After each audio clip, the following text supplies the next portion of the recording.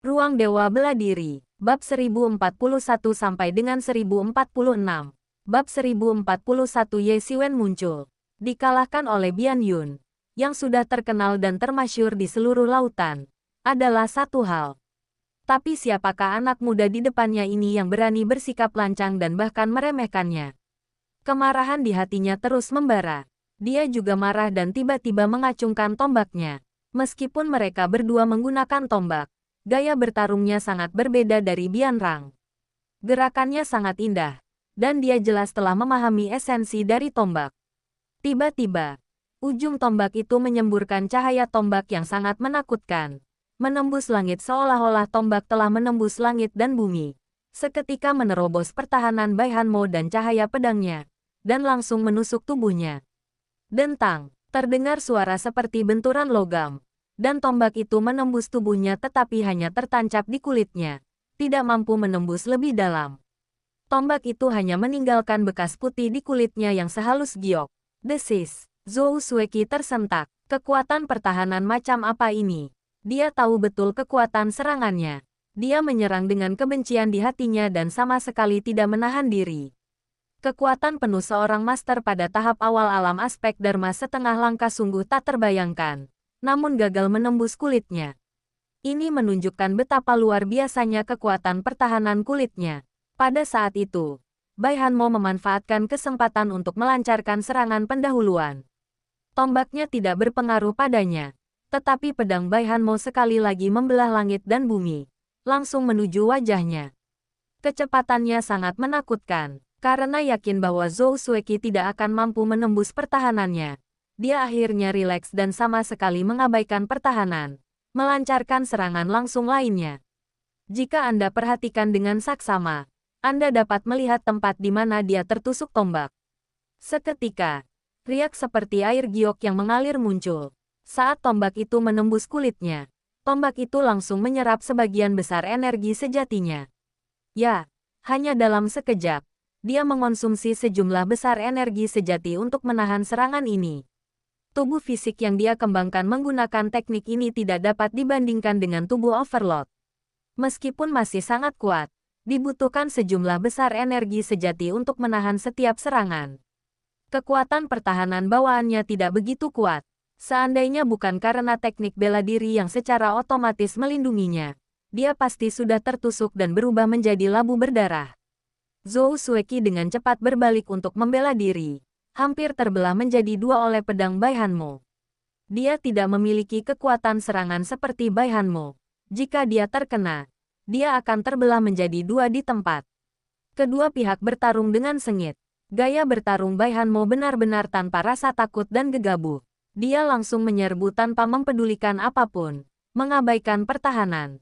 Dihadapkan dengan gaya bertarung yang gila ini, Zhou Xueqi benar-benar berada dalam posisi yang tidak menguntungkan karena Bai Hanmo dapat mengabaikan pertahanan, tetapi dia tidak bisa. Jika dia mengabaikan pertahanan, dia akan mati seketika. Bahkan jika dia berhasil melakukan serangan balik sekali atau dua kali di tengah rentetan serangan tanpa henti dari Bai Hanmo, serangan langsung ke tubuhnya akan sia-sia, seperti tembakan pertama. Serangan itu hanya akan meninggalkan bekas putih di tubuhnya, tidak mampu menembus. Dia sangat frustrasi setelah bertarung begitu lama. Dia bisa tahu bahwa kemampuan Bai Hanmo jauh lebih rendah darinya. Lagi pula, dia sudah berada di alam aspek Dharma setengah langkah jauh lebih lama daripada Bai Hanmo. Dia sudah menjadi ahli alam aspek Dharma setengah langkah sebelum memasuki alam darah. Bai Hanmo baru mencapai terobosan dalam setengah bulan terakhir, dan perbedaan tingkat keahliannya sangat besar. Jika bukan karena gaya bertarung Bai Hanmo yang tanpa takut dan seperti orang gila, ahli lain dengan kekuatan yang setara pasti sudah lama tewas. Pada saat ini, Bai Hanmo juga mulai merasa cemas.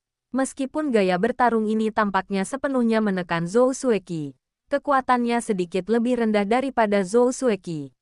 Mempertahankan gaya bertarung ini saat ini juga sangat mahal.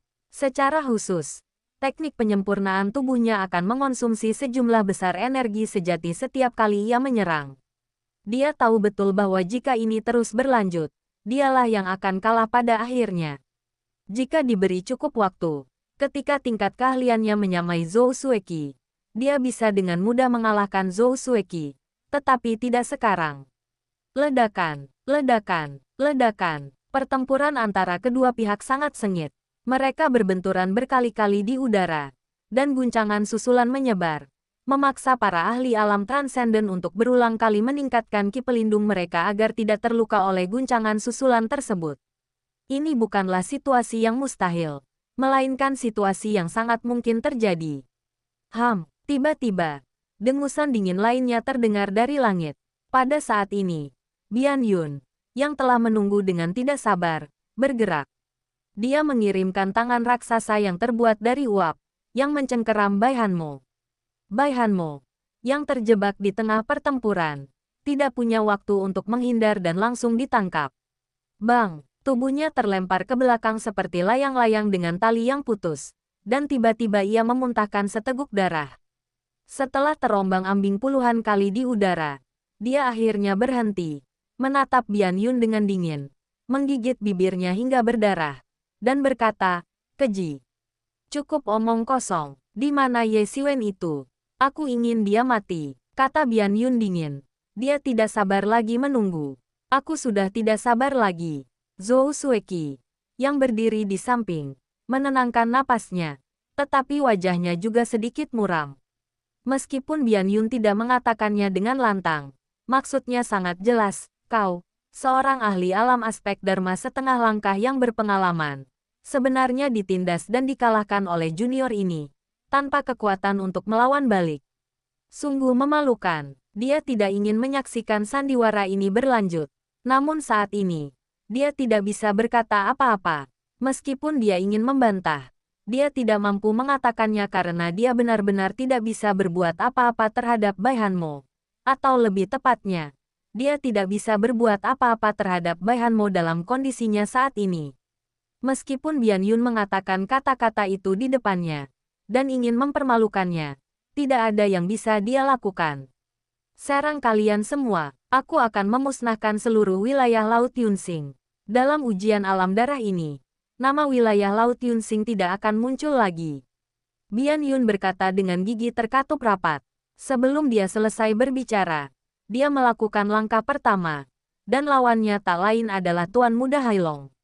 Saat lengannya terayun seketika, lengan itu berubah menjadi tombak panjang yang menembus langit dan bumi. Dengan satu tusukan, seluruh dunia mulai terdistorsi. Dia langsung menyerbu masuk, mengincar wajah Tuan Muda Hailong.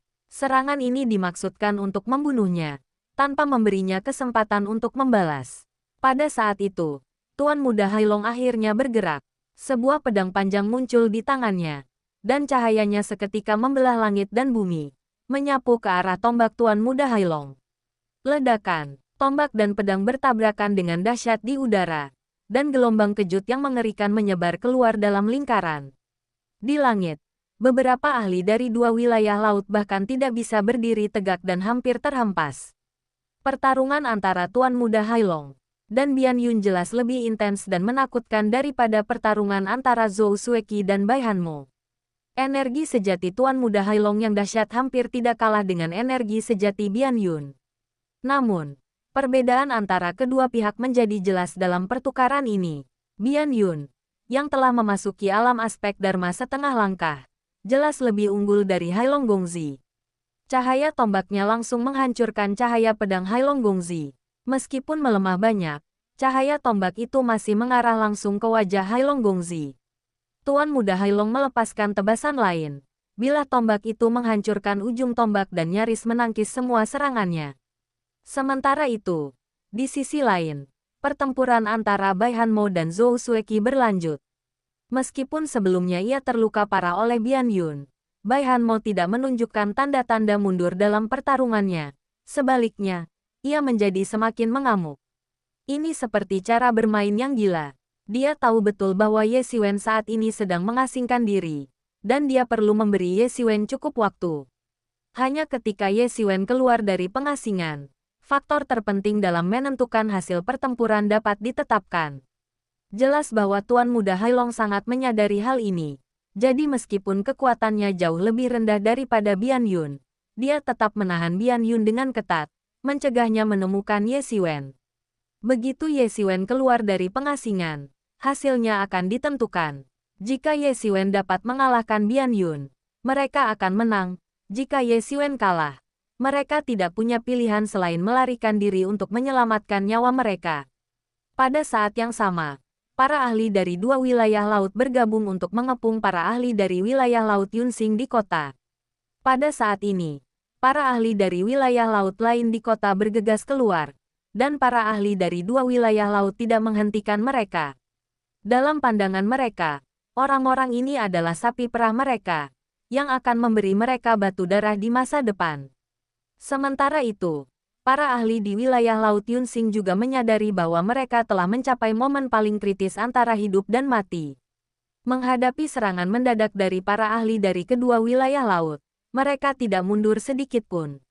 Di bawah kepemimpinan Yao Qian, Jing Wuyuan, dan lainnya, mereka mulai mencegat dan membunuh para ahli dari kekuatan utama kedua wilayah laut tersebut. Bian Yun sangatlah kuat, meskipun Tuan Muda Hailong juga sangat berbakat. Ia baru berlatih kultivasi dalam waktu yang relatif singkat dan terus-menerus dikalahkan oleh Bian Yun.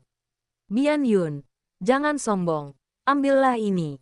Sebelum kata-kata itu selesai diucapkan, sebuah tombak perunggu berubah menjadi naga panjang dan seketika melesat menembus langit, menyerbu ke arah Bian Yun. Itu adalah Pei Xingchen, yang telah lama bersembunyi, yang akhirnya tidak bisa menahan diri untuk tidak bergerak. Pakar alam aspek Dharma setengah langkah lainnya, Bian Yun langsung mengerutkan kening. Dia telah menghancurkan naga panjang itu dengan satu tusukan tombak. Dia tidak menyangka bahwa setelah Tuan Muda Hailong dan Bai Hanmo, ternyata ada pakar alam aspek Dharma setengah langkah lainnya yang tersembunyi di area Laut Yunsing. Bagaimana mungkin ini terjadi? Dalam benaknya, Laut Yunsing hanyalah seekor ikan laut kecil yang tidak berarti. Jadi bagaimana mungkin begitu banyak orang hebat muncul dari sana satu demi satu? Kalau begitu, serang aku sekaligus. Biarkan aku membunuh kalian semua. Namun Bian Yun, yang diliputi amarah, tidak mempedulikan hal lain dan langsung terlibat pertempuran dengan Hailong Gongzi dan Pei Xingchen yang sedang menyerang. Meskipun hanya 1 lawan 2, dia tetap berhasil unggul dan menundukkan mereka. Kekuatan Bian Yun terlihat jelas. Meskipun para ahli di wilayah Laut Yunsing berjuang dengan gigih, mereka tidak mampu menahan serangan gabungan dari para ahli dari kedua wilayah laut tersebut dan hanya bisa mundur dengan kekalahan. Tepat ketika mereka berada dalam keadaan genting, aura dahsyat tiba-tiba melesat ke langit, menghancurkan ketenangan medan perang. Bab 1042 Situasi yang berbalik. Di bawah serangan gabungan para ahli dari berbagai ras di dua wilayah laut, para ahli dari wilayah Laut Yunsing hampir selalu mundur. Meskipun kekuatan mereka telah meningkat dengan menggunakan sejumlah besar batu darah selama beberapa hari terakhir, jumlah mereka masih belum sebanding dengan jumlah ahli dari kedua wilayah laut tersebut. Mereka telah mundur hampir sejak profesor itu tiba, yang memang sudah bisa diduga. Para ahli di Laut Yunsing memang kalah dibandingkan dengan para ahli di dua wilayah laut lainnya, baik dari segi kualitas maupun kuantitas. Oleh karena itu, mereka menaruh semua harapan mereka pada Ye Xiwen, karena hanya Ye Xiwen yang bisa mengubah keadaan saat ini. Tepat ketika mereka benar-benar terjebak, aura kuat melesat lurus ke langit, menghancurkan keberuntungan di angkasa, dan sesosok muncul seperti hantu. Dengan suara, whoosh, benda itu berubah menjadi seberkas cahaya dan langsung menuju ke arah Bian Yun. Tiba-tiba, jejak tangan emas muncul dari aliran cahaya, berubah menjadi deretan pegunungan besar yang menekan langsung Bian Yun. Bian Yun, yang dengan gigih mengejar Tuan Muda Hailong dan Pei Xingchen, tiba-tiba merasakan kekuatan dahsyat yang terkandung di pegunungan itu. Ia segera menarik tombaknya, membelah langit, dan menerobos angkasa, lalu langsung menyerbu ke depan. Ledakan, deretan pegunungan itu hancur, memancarkan cahaya terang yang menyebar dalam lingkaran konsentris. Tangan Bian Yun yang memegang pistol sedikit bergetar, seolah-olah telah terkena benturan keras. "Siapa?" teriaknya, sambil menenangkan tangannya yang gemetar. Pada saat itu, cahaya keemasan akhirnya menghilang, menampakkan sesosok di dalamnya. Seorang pemuda berjubah biru muncul di hadapan kerumunan. "Ye Xiwen, kau telah keluar dari pengasingan. Itu luar biasa." Seru Pei Xingchen dengan gembira saat melihat bahwa orang yang dimaksud adalah Ye Xiwen. Menurut mereka, Ye Xiwen adalah kunci untuk membalikkan keadaan dalam pertempuran ini. Dan alasan mendasar mengapa mereka berani tinggal di kota Yunxing meskipun mereka tahu Bian Yun akan segera kembali. Sekarang jelas bahwa Ye Xiwen tidak mengecewakan mereka. Ye Xiwen berdiri dengan tangan di belakang punggung. Kakinya bertumpu pada hamparan ombak emas yang tak berujung. Dari kejauhan, dia tampak seperti dewa. Dia hanya menatap Bian Yun dan berkata dengan tenang, "Serahkan ini padaku. Kalian urus dulu Zhou Xueqi itu." Meskipun Ye Xiwen baru saja keluar, dia bisa melihat dengan jelas. Situasi saat ini di wilayah Laut Yunxing tampak berbahaya, tetapi sebenarnya cukup mudah untuk diselesaikan. Selama dia menahan Bian Yun, dan mereka bertiga, termasuk Tuan Muda Hailong, bekerja sama untuk membunuh Zhou Xueqi, maka para pendekar alam transenden yang tersisa tidak akan menjadi ancaman sama sekali. Kau Ye Xiwen, Bian Yun memiringkan kepalanya, tombak di tangan, dan bertanya, "Itu benar?" Ye Xiwen mengangguk. "Kau membunuh saudaraku?" tanya Bian Yun, menahan amarahnya dan berusaha sebisa mungkin tampak tenang. "Tidak buruk," jawab Ye Xiwen dengan tenang, seolah-olah dia masih terlepas dari urusan duniawi. "Baiklah, baiklah, baiklah." Bian Yun hanya bisa mengucapkan, "Baiklah," 3 kali. Dia sangat marah sehingga tidak ingin mengatakan apapun lagi. Wosh! Dia tiba-tiba menghunus tombaknya, muncul dan menghilang seperti hantu. Dan dalam sekejap dia menerkam wajah Ye Xiwen. Cepat, cepat, cepat. Tembakan ini jauh melampaui kemampuan terbaiknya. Dalam amarahnya, kecepatannya benar-benar di luar dugaan. Tiba-tiba, gelombang ilahi keemasan di bawah kaki Ye Xiwen tampak bereaksi, melonjak dan membentuk tirai ilahi keemasan yang melindungi Ye Xiwen. Kapan tombak itu menembus gelombang ilahi emas, cahaya tombaknya yang dahsyat merobek penghalang ilahi emas. Tombak itu menembus hampir setengah jalan ke dalam penghalang. Akhirnya berhenti 3 inci dari wajah Ye Xiwen. Cahaya tombak yang melesat keluar hampir membunuh Ye Xiwen. Namun, Ye Xiwen tetap tenang dan tidak menunjukkan perubahan apapun. Namun tanpa ragu, ia membentuk segel tangan lain, yang berubah menjadi lautan luas dan menerjang ke bawah.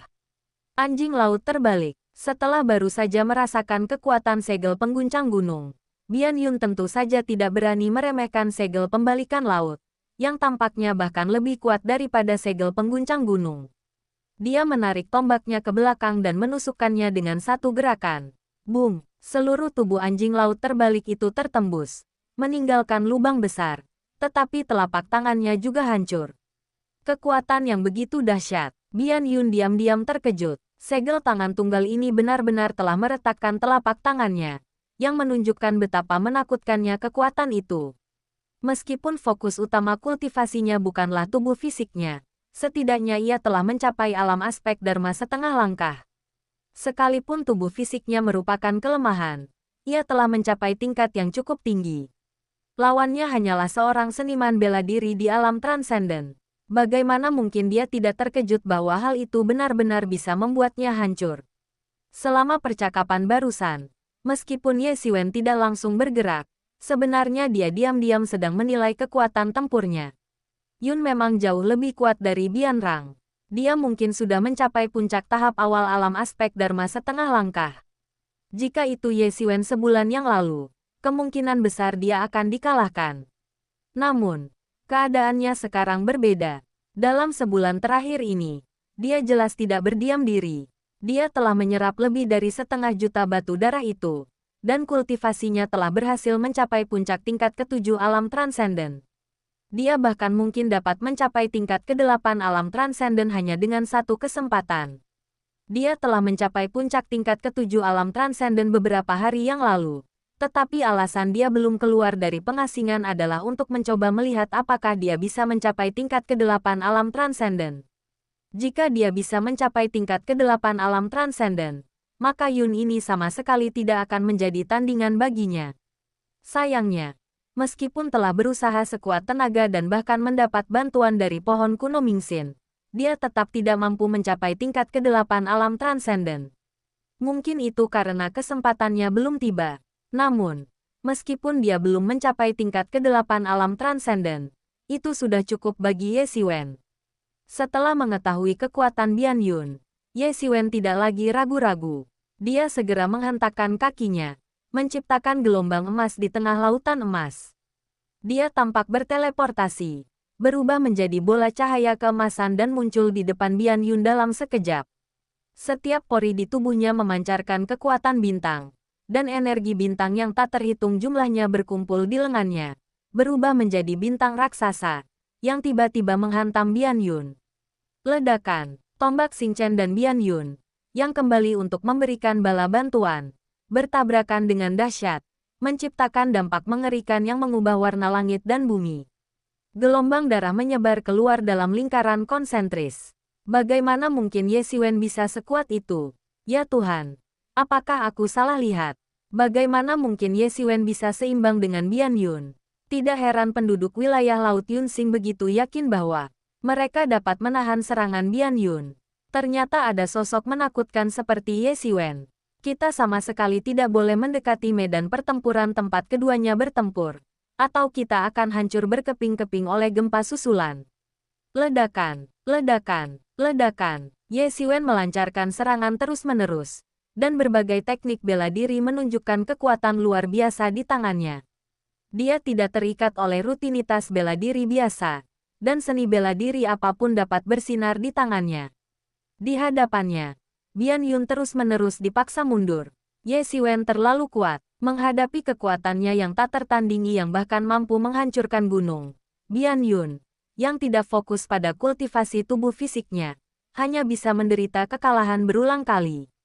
Kekuatan mengerikan itu menghantamnya melalui tombak, menyebabkan tangannya gemetar tak terkendali dan berlumuran darah. Luka-lukanya semakin membesar.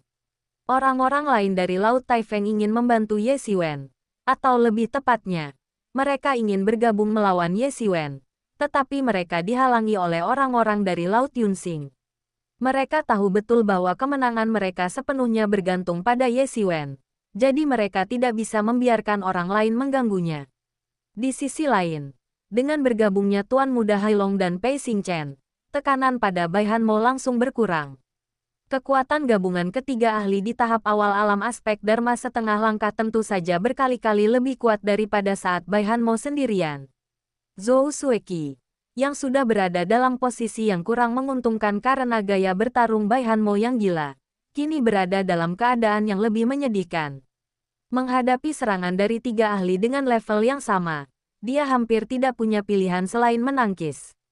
Bagi orang luar, beberapa bahkan meragukan bagaimana Zhou Sueqi memperoleh reputasinya selama bertahun-tahun, karena tampaknya sama sekali tidak dapat diandalkan. Awalnya ia sepenuhnya ditekan oleh Bai Hanmo, dan kemudian, di bawah serangan gabungan ketiganya, ia kehilangan pijakan dan tidak memiliki strategi yang masuk akal. Anda bisa membayangkan betapa frustrasinya dia. Awalnya dia tidak menganggap Bai Hanmo serius. Jadi Bai Hanmo mengambil inisiatif dan benar-benar menekannya dengan gaya bertarungnya yang gila. Namun, dia hanya ditekan. Faktanya, gaya bertarung Bai Hanmo tidak dapat berlanjut tanpa batas. Selama energi sejati Bai Hanmo tidak mencukupi dan dia kehabisan kekuatan, dia dapat dengan mudah mengalahkan Bai Hanmo. Siapa sangka, sebelum Bai Hanmo kehabisan energi sejatinya, Ye Xiwen tiba-tiba muncul, membebaskan Hailong Gongzi dan Pei Xing Chen untuk bergabung melawannya. Menghadapi Bai Hanmo saja sudah cukup merepotkan, tetapi sekarang dia juga harus menghadapi Hailong Gongzi, yang hampir setara dengannya, ditambah Pei Xing Chen yang tangguh. Fakta bahwa dia mampu bertahan hingga saat ini menunjukkan bahwa dia sangat kuat. Jika itu orang biasa, mereka pasti sudah mati di tangan ketiganya sejak lama. Tidak, ini tidak bisa terus berlanjut. Zhou Sueqi meraung berulang kali. Dia bisa melihat bahwa jika keadaan terus seperti ini, dia pasti akan segera dikalahkan. Adapun Bian Yun di pihak lain, dia sama sekali tidak bisa diandalkan. Dia sudah dipaksa mundur di bawah serangan Ye Xiwen dan bahkan kesulitan melindungi dirinya sendiri, apalagi membantunya. Tombak di tangannya memancarkan cahaya yang mengerikan, seketika menangkis serangan ketiga pria itu. Tanpa ragu, dia berbalik dan melarikan diri. Sosoknya berubah menjadi seberkas cahaya saat dia mencoba kabur. Pada titik ini, dia tidak lagi peduli dengan orang lain. Dia sudah cukup berhasil hanya untuk melindungi dirinya sendiri. Bab 1043 Zhou Sueki jatuh, berniat pergi. Tepat saat dia hendak melarikan diri, Bai Hanmo menyadarinya dan segera menerjang maju. Pedang giok putihnya melesat dengan cahaya pedang yang mengerikan, menembus langit dan mengejarnya. Sialan, Zhou Sueki sangat marah ketika melihat serangan Bai Hanmo lebih dulu menyusul. Dia dengan cepat menggunakan tombaknya untuk menangkis serangan mendadak dari cahaya pedang itu. Berusaha pergi. Pada saat itu, Pei Xingchen dan Tuan Muda Hailong akhirnya bereaksi dan mengejarnya, membentuk segitiga yang mengelilinginya. Kita akhirnya berhasil mengalahkannya. Bagaimana mungkin kita membiarkan dia lolos? Mereka semua tahu betul betapa sulitnya membunuh seorang ahli alam aspek Dharma setengah langkah, dan mereka tidak bisa membantai Bianrang semudah Ye Xiwen dan Yang. Jika ahli ini dibebaskan, hal itu akan menimbulkan masalah di masa depan. Begitu mereka tidak memiliki siapapun untuk menjaga kota, mereka mungkin akan menghadapi masalah besar. Sama seperti penduduk di wilayah Laut Taifeng yang tentu saja tidak menyangka Ye Xiwen tiba-tiba datang mengetuk pintu mereka. Ada sebuah pepatah, jika kamu bisa menjadi pencuri selama 1000 hari, kamu tidak akan bisa melindungi diri dari pencuri selama 1000 hari. Melihat bahwa dia tidak bisa melarikan diri, Zhou Sueki tiba-tiba mengamuk, melepaskan aliran energi sejati yang tak terhitung jumlahnya yang melonjak membentuk lingkaran, membentuk badai dahsyat yang menerjang langsung ke arah Bai Hanmo. Sialan, ini semua salahmu, ini semua salahmu. Dia sangat membenci Bai Hanmo. Jika bukan karena dia tidak akan terjerat dan bahkan tidak bisa berjalan dengan benar. Tapi dia benar-benar lupa bahwa jika Bai Hanmo tidak bersikeras untuk terlibat dalam masalah ini, semua ini tidak akan terjadi. Konsekuensi dari keserakahan tidak lain adalah ini. Wosh! Tombak itu melesat menembus langit. Dalam sekejap, tombak itu menembus semua pertahanan Bai Hanmo dan menusuk langsung ke perutnya. Semburan cahaya putih seperti giok keluar dari perut bagian bawah Bai Hanmo. Namun, itu tetap tidak mampu menahan serangan tombak yang ganas ini. Dek, tombak itu menembus perutnya, menciptakan lubang besar. Bai Hanmo menggigit bercak darah itu. Matanya merah padam. Pada saat ini, dia berteriak keras, dan pedang giok putih di tangannya memancarkan cahaya pedang yang menakjubkan. Zhou Sueki terlalu dekat dengan Bai Hanmo dan tidak punya cara untuk menghindar saat ini. Atau lebih tepatnya, dia tidak menyangka bahwa Bai Hanmo benar-benar bisa membalas luka dengan luka, dan masih bisa melepaskan gerakan mengerikan seperti itu bahkan saat terluka parah. Puff, cahaya pedang itu langsung mengenai Zhou Sueki. Darah langsung berceceran. Serpihan tulang beterbangan kemana-mana, dan dia terluka parah di tempat kejadian. Sebuah luka besar menganga di tubuhnya, dan dia terlempar ke belakang.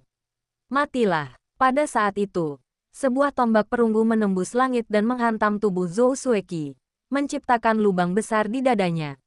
Jantungnya langsung hancur berkeping-keping. Zhou Sueki meronta tak berdaya sejenak. Matanya masih dipenuhi kebencian saat ia bergerak, tetapi tidak ada yang bisa ia lakukan. Kekuatan hidupnya telah sepenuhnya terkuras, dan ia meninggal secara tragis di tempat itu juga. Baik mereka ahli dari kedua belah pihak yang bertempur, maupun ahli dari wilayah laut lain yang menyaksikan pemandangan dari dalam dan luar kota, semuanya tercengang oleh pemandangan di hadapan mereka. Mereka telah jatuh, mereka telah jatuh. Seorang guru di alam aspek Dharma setengah langkah telah gugur. Bagi mereka, ini benar-benar memekakkan telinga. Hasil terbaik yang mereka bayangkan hanyalah satu pihak mengusir pihak lain. Korban di antara para ahli alam transenden tidak termasuk. Namun, membunuh seorang ahli alam aspek Dharma setengah langkah sangatlah sulit, karena ahli tersebut terkait dengan alam aspek Dharma dan tentu saja bukanlah makhluk biasa. Semua ini tampak sangat sulit dipercaya, namun di sisi lain juga tampak sangat masuk akal. Meskipun yang gugur adalah seorang ahli alam aspek Dharma tingkat setengah langkah, ketiga ahli yang menyerangnya semuanya berada di tahap awal alam aspek Dharma tingkat setengah langkah. Keterampilan Hailong Gongzi tidak jauh lebih buruk daripada Zhou Sueki, dan dengan bantuan Pei Xingchen dan Bai Hanmo, Tidak mengherankan jika mereka mampu membunuhnya. Hehe, akhirnya selesai. Pei Xingchen terengah-engah. Tombak perunggu di tangannya masih berlumuran darah Zhou Sueki. Mereka akhirnya berhasil mengalahkan salah satu ahli alam aspek Dharma setengah langkah dari lawan. Bahkan jika Ye Xiwen bukan tandingan mereka, keempatnya bekerja sama setidaknya bisa menghentikan Bian Yun, yang berarti mereka sudah berada di posisi tak terkalahkan. Sejak awal, mereka harus menghadapi serangan Bian Yun secara langsung. Dibandingkan dengan Zhou Sueki, Bian Yun benar-benar menakutkan dan sulit dihadapi. Bahkan ketika dia dan Tuan Muda Hailong bergabung, mereka masih berulang kali dikalahkan oleh Bian Yun. Tidak heran Zhou Sueki pernah dikalahkan telak oleh Bian Yun dan harus meninggalkan kota Yunxing dalam keputusasaan. Bai Hanmo, yang berdiri di samping, meringis kesakitan. Terlepas dari sikapnya yang berani dan tak kenal takut barusan, jika tembakan itu sedikit meleset, bisa saja menembus tulang belakangnya, membuatnya lumpuh total seumur hidup. Namun, seiring ia terus menyebarkan teknik kultivasinya, luka-lukanya pulih dengan kecepatan yang mencengangkan. Meskipun tidak sebaik teknik generasi Phoenix Surgawi milik Ye Xiwen, teknik ini tetap merupakan teknik penyembuhan yang luar biasa. Namun, ketiganya tidak beristirahat lama dan segera mulai menyerang para ahli yang datang dari dua wilayah laut tersebut. Di bawah serangan mereka, para ahli dari wilayah Laut Yunxing, yang kalah jumlah, terpaksa mundur dan hampir tak berdaya. Puff, tombak Pei Xingchen menembus seorang ahli alam transenden tingkat 9 dalam sekejap, hampir tanpa usaha. Pada saat ini, para ahli dari kedua ras akhirnya merasa takut. Mereka menyadari bahwa meskipun beberapa orang di depan mereka dikalahkan oleh Bian Yun, mereka tetaplah para ahli di alam aspek Dharma setengah langkah. Jika mereka mengerahkan seluruh kekuatan, itu akan menjadi bencana besar bagi mereka. Hasilnya sudah ditentukan. Pada saat ini, semua orang yang menyaksikan dari dalam dan luar kota memiliki pemikiran yang sama. Hasilnya sudah ditentukan. Bian Yun telah mengurus trio Zhou Sueki terlebih dahulu. Jika mereka pergi membantu Ye Xiwen sekarang, setidaknya mereka bisa tetap tak terkalahkan. Dengan kata lain, jika Bian Yun tidak dapat dengan cepat mengalahkan Ye Xiwen, hasil pertempuran ini sudah ditentukan. Semua orang tercengang, tidak menyangka akan berakhir seperti ini. Pada akhirnya, orang-orang dari wilayah Laut Yunxing, yang awalnya diremehkan oleh semua orang, justru menang. Bahkan dengan 3 ahli alam aspek Dharma setengah langkah, mereka tidak bisa mendapatkan keuntungan apapun melawan gabungan kekuatan dari 2 wilayah laut. Di depan Bian Yun, Tuan Muda Hailong dan Pei Xingchen hanya mampu bertahan dengan susah payah, sementara Bai Hanmo hanya mampu menekan Zhou Sueki untuk sementara waktu. Jika pertempuran berlanjut, mereka hanya akan menderita kekalahan telak pada akhirnya. Terlebih lagi, dalam pertempuran di tingkat alam transenden, wilayah Laut Yunxing sama sekali tidak memiliki keunggulan. Dari semua aspek, wilayah Laut Yunxing tidak jauh dari kekalahan. Situasi ini langsung berbalik setelah munculnya satu orang, Ye Xiwen. Sejak saat ia muncul, wilayah Laut Yunxing mengubah posisi pasifnya, dan seluruh momentum mulai bergeser menguntungkan wilayah Laut Yunxing. Premis mendasar agar wilayah Laut Yunxing dapat membalikkan keadaan adalah Ye Xiwen dapat menghentikan Bian Yun, sehingga ibunya dapat membebaskan tangannya. Setelah menyaksikan pertempuran hebat tersebut, semua orang akhirnya menyadari betapa pentingnya seorang ahli terkemuka bagi seluruh tim. Berkat keberadaan Bian Yun, wilayah Laut Taifeng mampu bertindak arogan dan mendominasi wilayah laut lainnya. Berkat keberadaan Ye Xiwen, wilayah Laut Yunxing mampu membalikkan keadaan meskipun berada dalam posisi yang tidak menguntungkan. Memiliki seorang guru seperti itu jauh lebih berharga daripada memiliki ribuan guru lainnya. Saat ini juga, pertempuran antara Ye Xiwen dan Bian Yun telah memasuki tahap yang sengit. Di bawah serangan dahsyat Ye Xiwen, Bian Yun hanya bisa terus bertahan. Kekuatan Ye Xiwen terlalu besar, dan dipimpin olehnya berarti dia hanya bisa menangkis gerakan Ye Xiwen secara pasif. Kau bukan tandinganku, jadi menyerahlah sekarang. Ye Xiwen mencibir dan segera melancarkan jurus mematikan. Pedang sihir tingkat bumi yang telah ia rebut muncul di tangannya. Energi pedangnya memenuhi langit dan bumi. Energi pedang yang tak terbatas mengamuk dan menyapu udara. Dia bagaikan dewa ilmu pedang. Serangan pedangnya yang santai pun memiliki kekuatan yang luar biasa. Dalam keadaan seperti ini, Bian Yun hanya bisa terus mundur. Rasa frustrasinya hampir membuatnya ingin muntah darah. Dia belum pernah bertemu lawan seaneh ini sebelumnya. Dia pernah menghadapi lawan dengan kekuatan luar biasa sebelumnya. Tetapi lawan-lawan itu juga lambat, sehingga mereka bukanlah ancaman. Namun, seseorang seperti Ye Xiwen, yang serangannya sangat kuat dan cepat, sehingga dia tidak punya pilihan selain menangkis, adalah sesuatu yang belum pernah dia dengar sebelumnya. Sialan, kau memaksaku keluar dari sini. Kau akan menyesalinya. Bian Yun juga bukan orang suci. Tiba-tiba, lapisan sisik seputih salju muncul di tubuhnya, dan tubuhnya membesar hingga lebih dari 2 kali ukuran aslinya. Melihatnya, sosoknya yang hampir setinggi 4 meter sangatlah mengesankan. Dia tampak seperti monster putih bersisik. Wosh! Dia bergerak. Kakinya tiba-tiba menghentak, menciptakan gumpalan kristal es. Dalam sekejap, dia menerkam Ye Xiwen. Kecepatannya luar biasa cepat. Sebuah transformasi total dari sebelumnya. Kemanapun dia lewat, energi pedang Ye Xiwen langsung terkoyak, tidak mampu menembus sisik putihnya. Mati, Bian Yun meraung, mengepalkan tinjunya dan melepaskan pukulan mengerikan yang menciptakan tornado besar yang langsung menghantam Ye Xiwen. Ye Xiwen bereaksi cepat, pedang panjangnya tiba-tiba menebas. Cahaya pedang yang cemerlang melesat menembus langit dan langsung mengenai tinjunya. Dengan bunyi dentingan keras seperti logam yang beradu dengan logam, pedang panjang Ye Xiwen gagal menembus sisiknya, hanya meninggalkan bekas di sana. Terlebih lagi, bekas itu dengan cepat menghilang, seolah-olah tidak pernah ada. Armor bersisik seputih saljunya sangat ampuh sebagai pelindung. Kaulah orang pertama yang memaksaku sampai ke titik ini. Mati di tanganku adalah sesuatu yang patut dibanggakan, kata Bian Yun dingin. Bab 1044 membunuh Bian Yun. Bian Yun tampak sangat menakutkan, seperti monster humanoid berbaju zirah putih. Auranya terus melonjak, dan orang-orang di sekitarnya, baik yang ingin membantu Ye Xiwen maupun tidak dapat mendekati medan pertempuran di antara keduanya.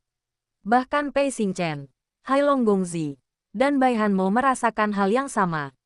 Mereka dapat merasakan dengan jelas bahwa meskipun mereka semua berada di alam aspek Dharma setengah langkah, kedua orang ini jauh lebih kuat daripada mereka.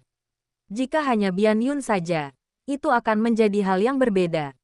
Meskipun Bian Yun kuat, dia tetaplah seseorang yang bisa dilihat dan disentuh. Mungkin ada kesenjangan antara mereka dan Bian Yun, tetapi itu hanyalah kesenjangan akumulasi. Jika diberi cukup waktu, mereka mungkin akan menyusul Bian Yun di masa depan, atau bahkan melampauinya. Mereka dapat dianggap sebagai generasi terkuat di wilayah Laut Yunsing dalam puluhan ribu tahun terakhir, dan kekuatan mereka jauh melampaui generasi tuan muda lainnya di wilayah Laut Yunsing. Mereka secara alami memiliki kebanggaan dan kepercayaan diri seperti itu. Mereka tidak lebih buruk dari Bian Yun dan yang lainnya. Satu-satunya perbedaan adalah kesenjangan dari sebelumnya. Tetapi begitu mereka memasuki alam darah, semua kesenjangan dapat diatasi dalam waktu singkat dan tidak akan menjadi masalah sama sekali. Yang benar-benar membuat mereka merasa putus asa dan tak berdaya adalah Ye Xiwen. Dia baru berada di tingkat ke-7 alam transenden, namun dia sudah mampu membunuh para ahli di tahap awal alam aspek Dharma setengah langkah. Ketika dia mencapai tahap awal alam aspek Dharma setengah langkah, sungguh tak terbayangkan betapa kuatnya dia akan menjadi. Terlebih lagi, kecepatannya pasti akan melebihi ekspektasi mereka. Lagi pula, menembus ke alam transenden jauh lebih mudah daripada menembus ke alam aspek Dharma setengah langkah atau bahkan alam aspek Dharma. Untungnya, orang-orang ini bukanlah musuh. Mereka berada di pihak mereka. Garis keturunan macam apa yang dimiliki Yun? Sungguh menakutkan. Ia benar-benar mampu menahan serangan senjata sihir bumi tingkat 1. Sungguh luar biasa. Aku tidak tahu. Garis keturunan Bian Yun dan Bian Rang sangat misterius. Bahkan di antara suku-suku laut. Konon mereka berasal dari klan yang sangat langka dan misterius di antara suku-suku laut. Dengan leluhur yang bahkan memiliki garis keturunan raksasa kuno. Tapi itu hanya legenda. Karena pada kenyataannya, sangat sedikit orang yang benar-benar dapat membangkitkan garis keturunan mereka. Itulah mengapa klan itu selalu tidak dikenal di wilayah Laut Taifeng.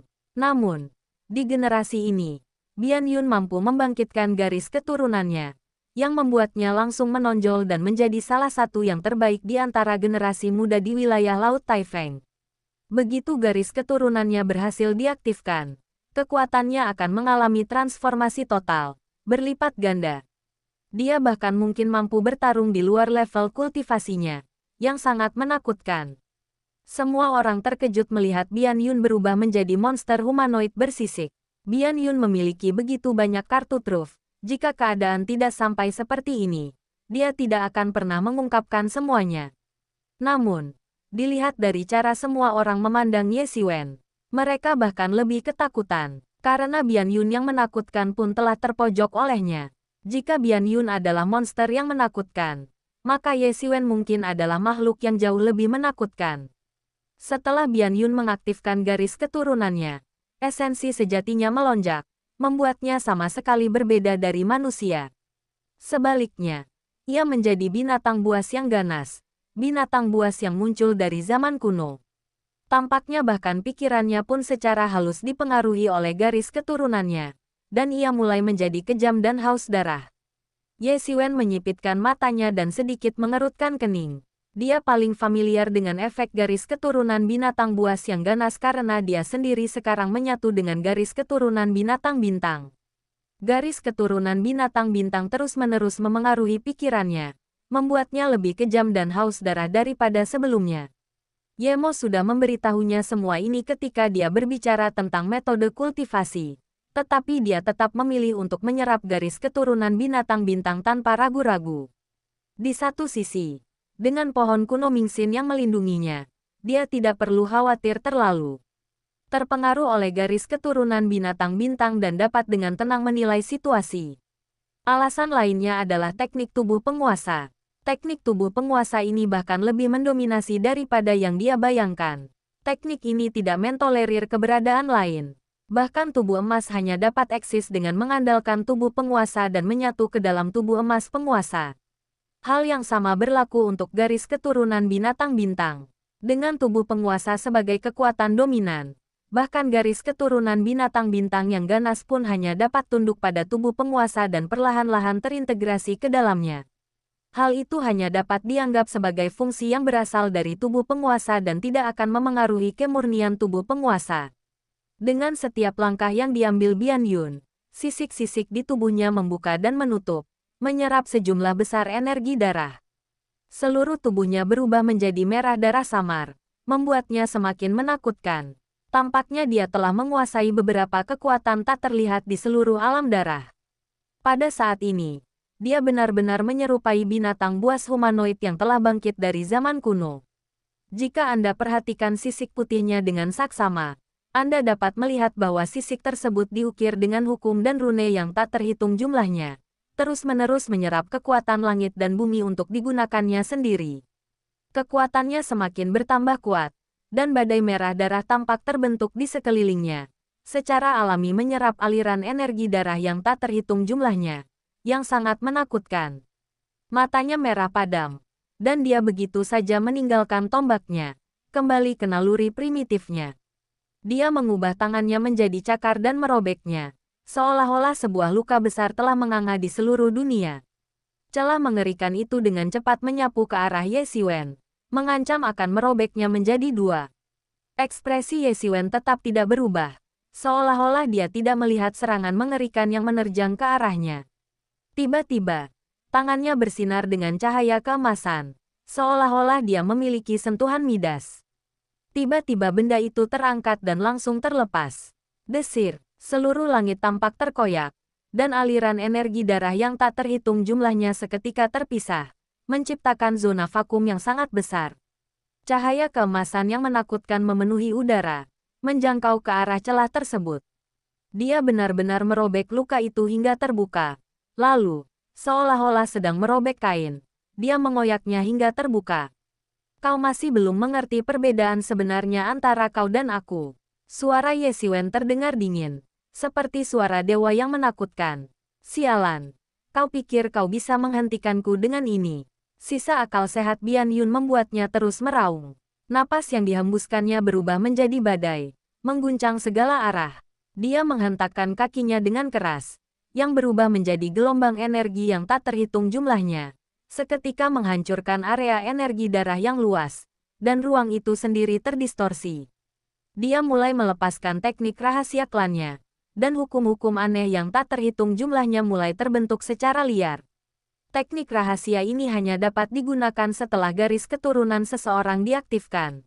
Karena klannya telah lama mengalami kemunduran, hanya sedikit orang yang masih mengetahui teknik rahasia ini, tetapi kekuatannya tak terbayangkan. Dengan suara mendesing, cahaya putih yang menakutkan muncul di tangannya, dan sebuah pukulan menembus langit, merobek angkasa, dan menghantam Ye Xiwen seperti kilat. Apakah ini teknik rahasia klan mereka? Ye Xiwen mencibir, tetapi dia tidak tinggal diam menerima pukulan itu. Dia menghentakkan kakinya, menciptakan gelombang emas, dan nyaris menghindari pukulan yang bisa menghancurkan langit dan bumi. Ye Xiwen, bunuh orang. Ini, suara Yemo tiba-tiba muncul di benak Ye Xiwen, dengan sedikit nada bersemangat. Garis keturunannya sangat mulia, berasal dari binatang raksasa dari zaman kuno. Jika cermin asal surgawi dapat menyerapnya, ia dapat langsung ditingkatkan menjadi senjata sihir tingkat manusia kelas atas. Kata-kata Yemo segera menggugah hati Ye Xiwen. Sekarang, jika Yemo ingin meningkatkan kekuatannya, bahkan dengan menyerap darah esensi Bianrang, masih akan membutuhkan waktu lama untuk menyelesaikan peningkatan tersebut. Dia tidak menyangka bahwa garis keturunan Bianrang begitu kuat sehingga memungkinkannya untuk maju ke cermin asal surgawi dalam sekali jalan. Mau tahu bagaimana aku mengalahkan saudaramu? Suara Ye Xiwen yang menggelegar terdengar di udara. Sekarang setelah dia memutuskan untuk membunuh Bian Yun, semakin cepat semakin baik. Pada saat itu, pertempuran di tempat lain telah lama berakhir. Di bawah kepemimpinan Pei Xingchen, Hailong Gongzi, dan Bai Hanmo. 3 ahli alam aspek Dharma setengah langkah. Para ahli dari Laut Taifeng dan Laut Feng Shui sama sekali bukan tandingan mereka. Ketiganya seperti harimau di antara domba, dengan cepat membantai mereka semua. Dengan 3 ahli alam aspek Dharma setengah langkah yang memimpin, tentu saja tidak ada yang bisa melarikan diri. Mereka semua terbunuh di sini. 2 wilayah laut besar, yang awalnya mampu mendominasi daerah tersebut, menderita kerugian besar di tangan Ye Xiwen. Mungkin mereka belum pernah menderita kerugian separah ini dalam sejarah mereka, dan benar-benar musnah. Namun inilah hukum paling kejam di alam darah. Para jenius bagaikan cacing, menggunakan darah untuk mengasah kemampuan sejati mereka. Pedang pemakaman, pedang pemakaman, pedang pemakaman surga. Ye Xiwen melepaskan 3 pancaran pedang ke langit, dan untuk sesaat, langit dan bumi tampak berduka, seolah-olah seluruh dunia akan hancur, aura yang mencekam. Di bawah kendali Ye Xiwen, ketiga cahaya pedang itu menyatu di langit, membentuk pedang cahaya yang menakutkan. Pupil mata Bian Yun menyempit dengan cepat. Rasa bahaya yang ditimbulkan oleh energi pedang yang mengerikan itu memicu kewarasannya, membawanya kembali ke kesadaran penuh. Namun sudah terlambat. Ye Xiwen, yang mengerahkan seluruh kekuatannya, sekali lagi menggunakan 3 pedang gabungan. Itu sudah cukup untuk melukai Bianrang dengan parah sebelumnya. Tetapi sekarang Ye Xiwen juga menggunakan senjata sihir tingkat elemen. Kekuatannya tak tertandingi dibandingkan saat ia melawan Bianrang sebelumnya. Ye Xiwen akhirnya bergerak, dan lightsaber besar di atas kepalanya tiba-tiba melesat keluar di bawah perintahnya. Pedang cahaya raksasa ini seketika membelah langit, menghancurkan semua awan darah di dunia. Dan tiba-tiba dunia tampak menjadi sunyi. Tak seorang pun bisa mendengar apapun. Yang bisa mereka lihat hanyalah pemandangan yang megah dan mempesona ini. Pada saat itu, Bian Yun dengan panik meningkatkan esensi sejatinya untuk menahan serangan pedang yang mengerikan ini. Tetapi pedang cahaya ini benar-benar tak terkalahkan, menghancurkan semua pertahanannya dan menembusnya dalam satu serangan. Darah menyembur keluar, berhamburan di langit. Bab 1045 Peta Harta Karun. Semua suara di dunia lenyap, dan semua orang hanya bisa melihat pemandangan ini. Mereka hanya bisa melihat Bian Yun, yang telah tertusuk pedang Ye Xiwen. Sisik putihnya yang gagah perkasa tak mampu menandingi serangan mengerikan Ye Xiwen. Lightsaber yang menusuknya melahap seluruh kekuatan hidupnya dan menghancurkan semua harapannya. Di dalam hamparan cahaya putih itu, seberkas cahaya merah darah menyapu, menelan Bian Yun. Ye Mo lah yang telah bergerak, membawa Bian Yun pergi saat tidak ada yang memperhatikan. Dengan kematian Bian Yun, pertempuran hidup dan mati yang melibatkan 3 wilayah laut utama akhirnya berakhir, dengan wilayah Laut Yunsing, yang sebelumnya hanya sedikit orang yang benar-benar optimistis, muncul sebagai pemenang. Terlebih lagi, ini bukan hanya tentang mengusir mereka semua tertinggal. Di antara para ahli biasa, kedua wilayah laut tersebut jelas memiliki keunggulan mendasar, tetapi di antara para ahli terkemuka, mereka mengalami kekalahan telak, yang secara langsung menyebabkan kematian tragis mereka. Hal ini mengajarkan pelajaran berharga kepada orang-orang ini, di dunia yang kejam ini. Kecuali jumlah kalian mencapai tingkat yang menakutkan, kalian sama sekali tidak berguna. Menghadapi para ahli yang menakutkan dari wilayah Laut Yunsing ini, jumlah mereka tidak ada gunanya. Dalam sekejap, mereka yang tadinya gelisah dan memiliki motif tersembunyi menjadi tenang. Karena mereka tahu bahwa jika mereka tidak bersikap baik saat ini, mereka akan ditindas dengan brutal. Wilayah Laut Yunsing sekarang berbeda dari sebelumnya. Dapat dikatakan bahwa wilayah ini tidak memiliki musuh kuat di luar dan 4 ahli tingkat setengah langkah alam aspek Dharma ditempatkan di dalam. Mereka dapat dengan mudah menekan semua pemberontakan. Mereka tidak ingin menguji hukum dengan tubuh mereka sendiri. Dibandingkan dengan para ahli dari berbagai wilayah laut dengan motivasi mereka yang kompleks, para ahli dari wilayah Laut Yunsing sangat gembira. Mereka telah hidup dalam ketakutan terus-menerus. Khawatir Bian Yun mungkin kembali dengan amarah dan membunuh mereka kapan saja.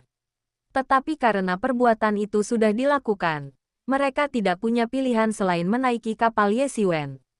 Namun, hasilnya sama sekali tidak terduga. Ye Xiwen bahkan lebih kuat dari yang mereka bayangkan, melenyapkan orang-orang dari kedua wilayah laut dalam satu serangan, alih-alih hanya mengusir mereka.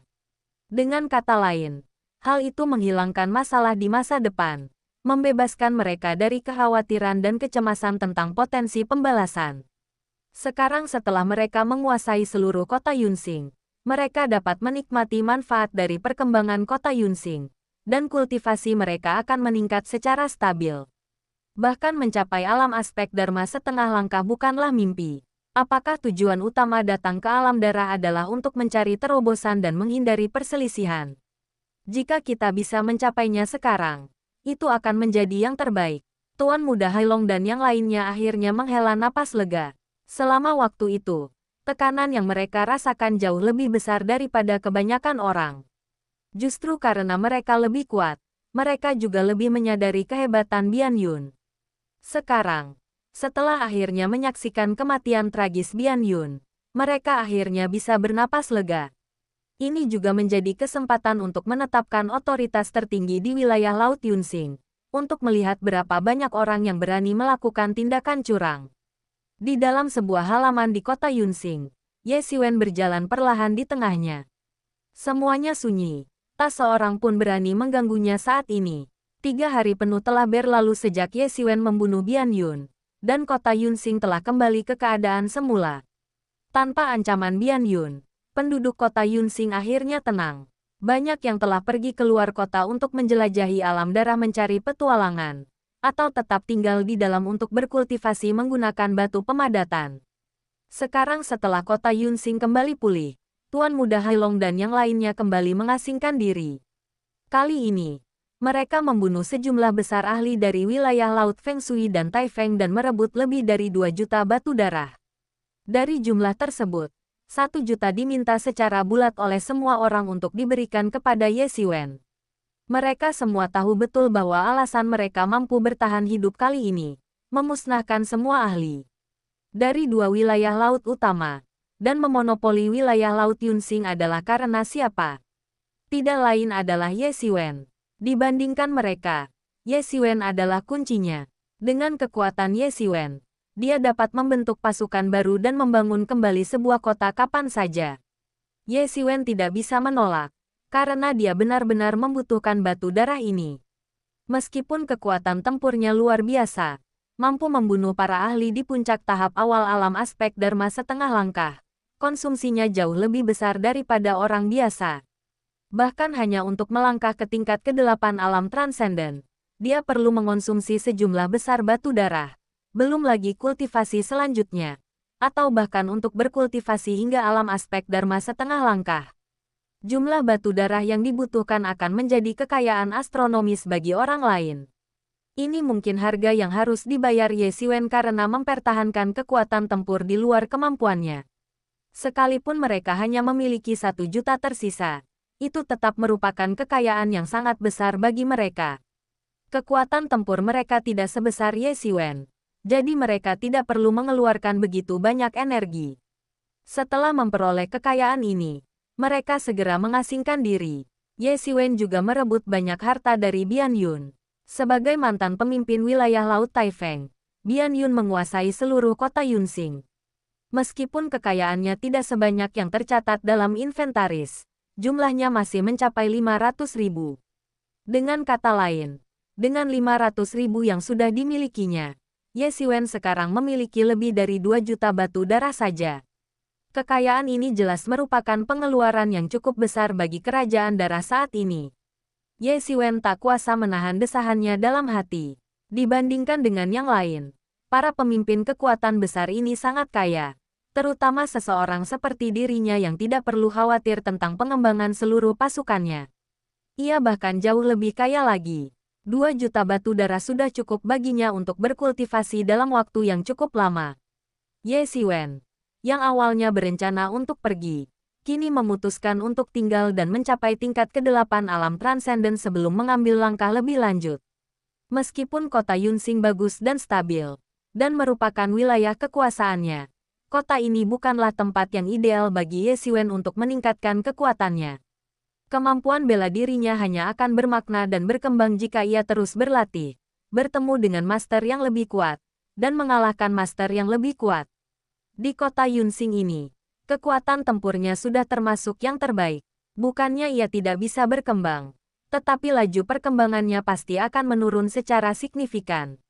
Jian Wushuang juga mempertimbangkan hal ini. Itulah sebabnya dia pergi. Dalam arti tertentu, Jian Wushuang adalah tipe orang yang sama dengannya, sangat berbeda dari Hailong Gongzi dan yang lainnya.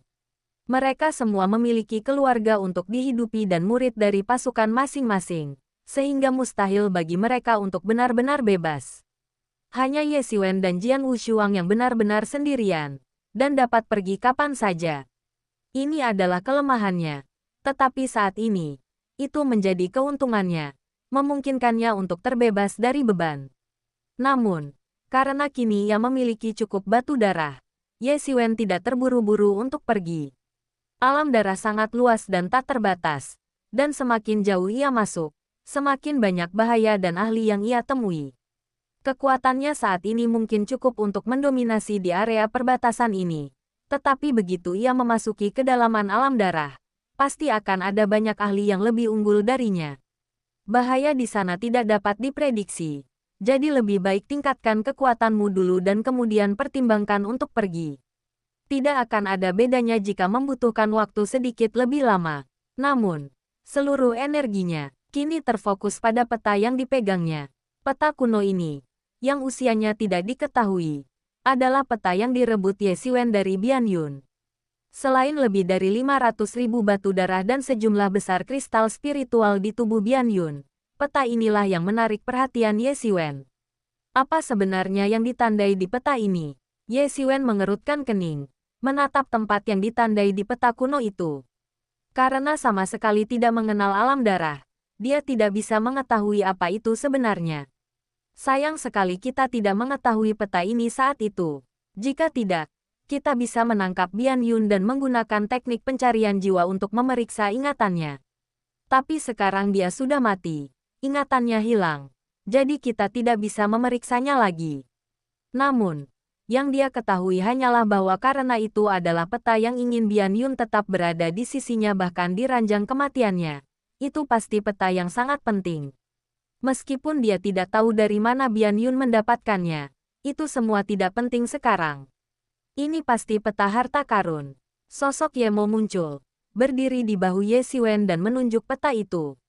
Di sini ada panah, dan kurasa tempat yang ditunjuk panah terakhir mungkin adalah lokasi harta karunnya. Setelah menyerap darah esensi Bian Yun, cermin asal surgawi berkembang menjadi senjata sihir tingkat manusia teratas lebih cepat dari yang diperkirakan semula, dan Yemo akhirnya dibebaskan. Ye Siwen mengangguk, agak setuju dengan penilaian Yemo. Bagaimanapun, saat ini, dia tidak tahu tempat mana yang dimaksud peta harta karun itu. Tunggu sebentar. Lihat, bukankah gunung ini mirip dengan gunung yang kita lewati saat menuju kota Yunsing? Ye Siwen tiba-tiba berkata sambil menunjuk peta. Meskipun bagi banyak orang, berbagai gunung tampak kurang lebih sama. Bagi seorang ahli terkemuka seperti Ye Siwen, matanya seperti pemindai. Dia dapat dengan mudah melihat perbedaan sekecil apapun hanya dengan sekali pandang, dan tidak ada cara untuk menyembunyikannya dari pandangannya. Jika dia menemukan kesamaan, maka itu 100% benar. Benar, benar, ini pegunungan itu. Mata Yemo langsung berbinar. Dia bereaksi cepat dan segera menyadari apa yang sedang terjadi. Kita punya petunjuk, haha. Senangnya kita punya petunjuk sekarang. Aku tadinya takut kita tidak punya petunjuk sama sekali. Meskipun hanya ada petunjuk kecil, selama ada petunjuk, dengan mengikuti petunjuk tersebut, kita akhirnya akan dapat menemukan titik yang digambarkan dalam gambar. Setelah menemukan petunjuk-petunjuk itu, Ye Siwen merasa sangat gembira dan memutuskan untuk tidak membuang waktu lagi. Dia segera mengasingkan diri dan akan pergi setelah berhasil menembus ke tingkat ke-8 alam transenden. Perairan dangkal tidak dapat memelihara naga sejati. Ia membutuhkan langit yang lebih luas.